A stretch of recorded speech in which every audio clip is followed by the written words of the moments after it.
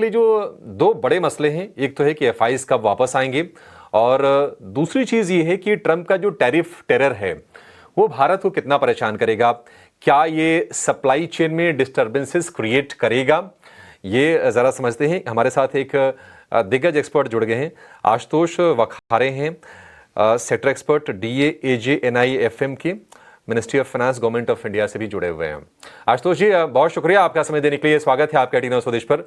आशुतोष जी, इस पूरे मसले को आप किस तरह से देख रहे हैं?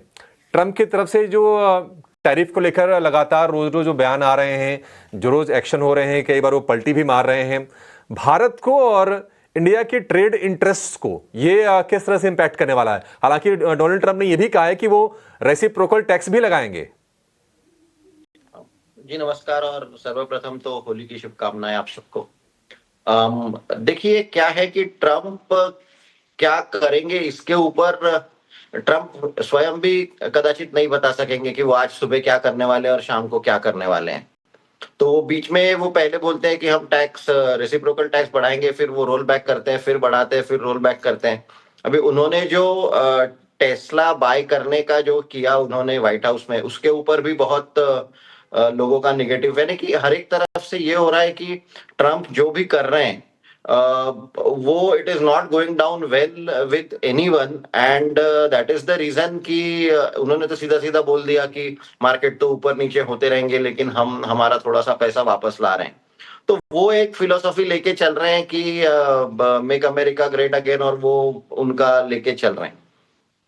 मेरा मेरा ध्यान ना सिर्फ ट्रंप या ट्रंप की बातों पर है, पर यदि आप अगर बॉन्ड यील्ड्स देखेंगे तो पूरे एक बहुत विपरीत बात हो रही है। अगर आप विश्व के अर्थव्यवस्था में देखेंगे तो कल जैसे जर्मन बॉन्ड का कल बॉन्ड यील्ड ये 3% चले गया, या जापानीज बॉन्ड यील्ड्स ये बहुत ऊपर जा रहे हैं। इटली के देख लीजिए, अमेरिका के देख लीजिए। तो आप देखिए विश्व भर में एक बात हो रही है कि सभी जगह पे बॉन्ड यील्ड, यानी कि महंगाई ऊपर, आप इसको सर्वसामान्य भाषा में आप बोलेंगे तो सब जगह पे ब्याज दरें बढ़ने की संभावना चल रही है और सब जगह पे पैसा जो है वो आकुंचन हो रहा है। इसके विपरीत भारत में ब्याज दरें कम हो रही है। कल का हमारा प्रिंट देखिए आप, इन्फ्लेशन का, या आरबीआई की जो पॉलिसी में उन्होंने कहा था। तो देखिए दो दो एकदम से उल्टी बातें हो रही हैं।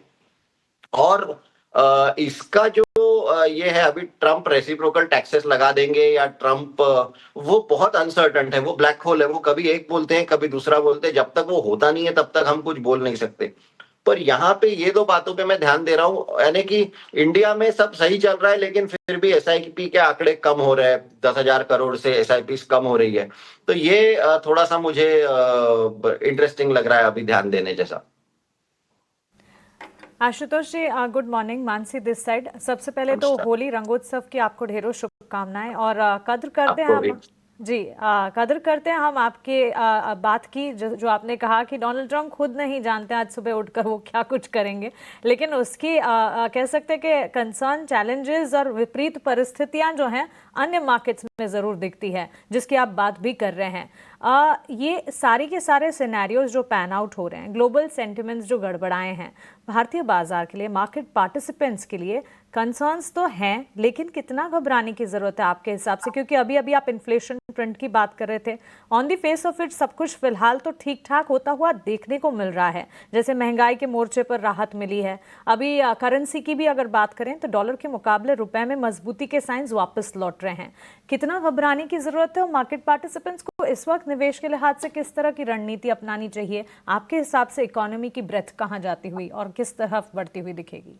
जी जी, देखिए बहुत इसको सटीकता से आपने कहा है, और दो बातों में हमने इसको विभाजन करना होगा। एक की अर्थव्यवस्था, तो भारत की अर्थव्यवस्था में कुछ भी गलत नहीं हो रहा है।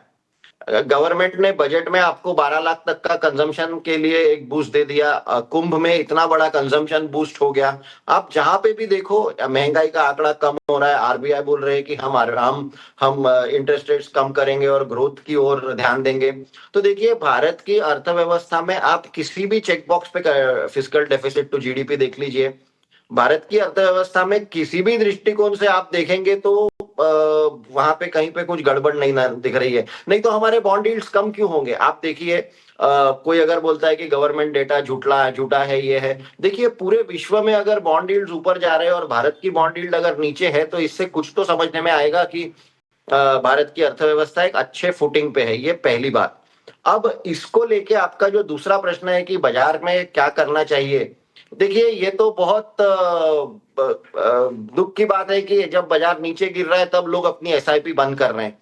यहाँ से क्या और पेन आ सकता है? बिल्कुल आ सकता है, क्योंकि अनसर्टेनिटी गई नहीं है अब तक। तो अभी तो कनाडा ने रेसिप्रोकल लगाना स्टार्ट कर दिया है टैरिफ्स, और जर्मनी को या यूरो को अपना पैसा बढ़ाना पड़ रहा है डिफेंस के लिए, क्योंकि कल तक अमेरिका कर रहा था। तो ये सारे ब्लैक स्वॉन इवेंट्स हैं, ये कभी हुआ नहीं था। जापान के इंटरेस्ट रेट्स बढ़ रहे हैं, तो ये पूरे चलते हमारे बाजार में पेन और आ सकता है क्या? बिल्कुल आ सकता है। लेवल्स कोई बोल नहीं सकता, पर हमारे बाजार में पेन बिल्कुल आ सकता है। पर दो अलग बातें हैं कि एक, market can be painful, but on the fundamentals Indian economy सही चल रही है, और इसलिए छोटे, जैसे मेरी एसआईपी अभी भी चल रही है, और जैसी संधि मिलती है मैं लमसम भी डाल रहा हूं। तो मेरा तो यही कहना है कि दीर्घावधि के लिए निवेशकों के लिए इससे अच्छी संधि और है नहीं, जहां पे आपका देश अर्थव्यवस्था सही चल रही है, विश्व की अर्थव्यवस्था गड़बड़ाई हुई है, और उसमें आपको सस्ते भाव में शेयर्स मिल रहे हैं। बिल्कुल, ये आपने सही कहा कि एसआईपी बंद करने के लिए ये समय ठीक नहीं है। आशुतोष जी, बहुत शुक्रिया आपका मार्गदर्शन करने के लिए और बहुत ही विस्तार से अच्छी अच्छी बातें बताने के लिए। Thank you so much sir. फिर आपसे मुलाकात होगी जल्दी ही। लेकिन